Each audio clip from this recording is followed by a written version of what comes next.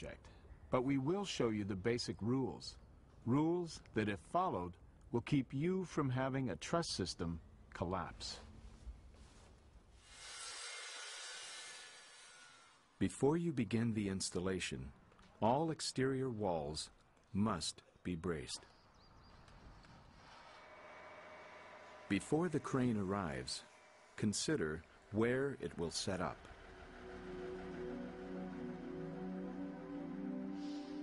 Its swing radius must be outside the limits of approach of any power line.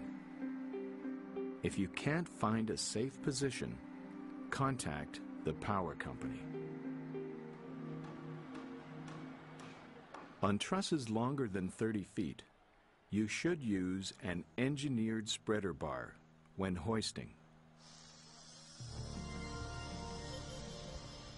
Trusses must be handled carefully. Damaged trusses must be repaired and recertified or replaced.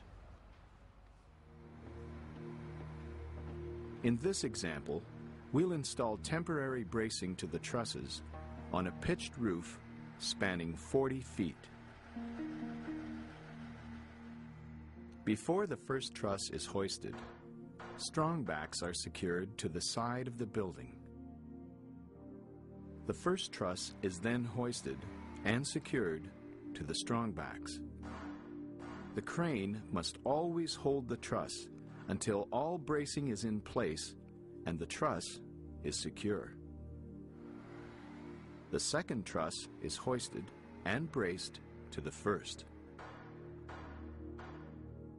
The top cord bracing must be spaced no more than 10 feet apart.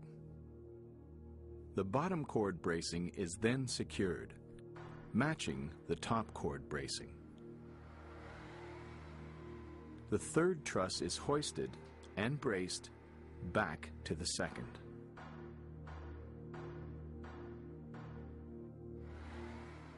Cross braces are now installed on the first 3 trusses. The cross bracing is placed on the webs of the trusses as close to the top and bottom cord bracing as possible. This creates a rigid unit from which the next trusses are supported. Continue installing trusses and bracing. This example only shows the top cord bracing. The bottom cord bracing is installed in the same manner.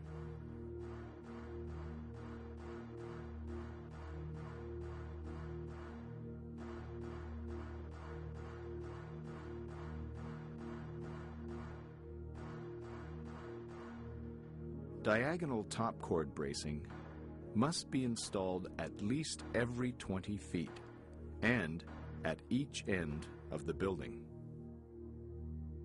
After installing your first unit of 3 trusses with cross bracing, you must continue installing cross-braced units at least every 20 feet. On some projects, it may be impractical to brace the first truss to the side of the building. Here's an alternate method. Hoist the first truss into position. Then, using prefabricated braces, secure the truss at no more than 10-foot intervals. The second truss is placed into position along the end wall and braced back to the first truss.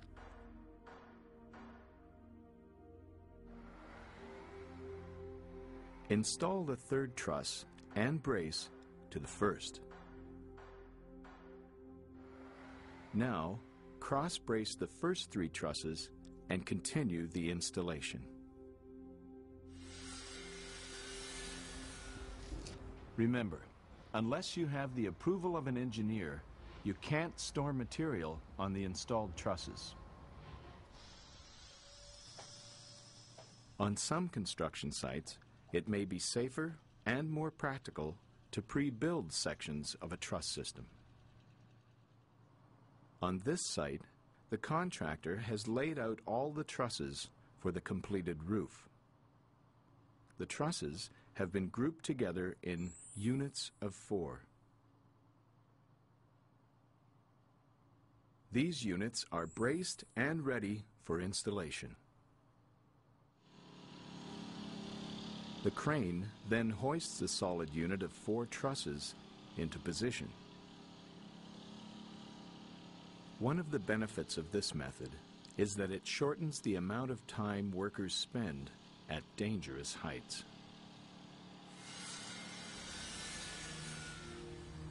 Erecting trusses will always present hazards.